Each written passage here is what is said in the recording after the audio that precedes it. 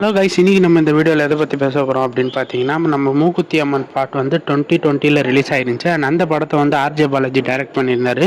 And அந்த படத்தோட பாட்டு வந்து சுந்தர் சி வந்து இயக்க போகிறதா பேச்சு போயிட்டுருக்கு. அண்ட் அந்த படத்தில் வந்து நம்ம த்ரிஷா மேம் நடிக்கிறதா சொல்லியிருந்தாங்க. பட் இப்போ வந்து திரும்ப நம்ம நயன்தாராவே வந்து அந்த படத்தில் வர மாதிரியும் பேச்சு அனௌன்ஸ்மெண்ட் பண்ணிட்டாங்க.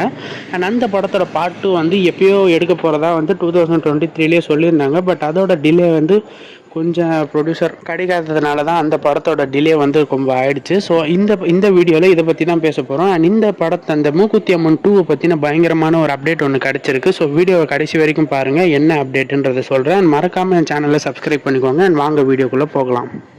மூக்குத்தி அம்மன் பார்ட் 1 பார்த்தீங்கன்னா வந்து நம்ம ஆர்ஜே பாலாஜி டைரக்ட் பண்ணியிருந்தாரு. அண்ட் அவனே நடிச்சிருப்பாரு. அந்த படம் வந்து நம்ம லாக்டவுன் பீரியடில் நெட்ஃப்ளிக்ஸில் ரிலீஸ் ஆச்சுன்னு நினைக்கிறேன். அந்த படம் வந்து ஓடிடியில் பயங்கரமான ஒரு வரவேற்பு கொடுத்துருந்துச்சு. ஸோ அந்த படத்தோட பாட்டு எடுக்க போகிறதா சொல்லியிருந்தாங்க. அந்த படத்தோட பாட்டு எடுக்க போகிறது வந்து நம்ம டைரக்டர் ப்ளஸ் ஆக்டரான சுந்தர் சி தான். அந்த படத்தை ப்ரொடியூஸ் பண்ண போகிறது.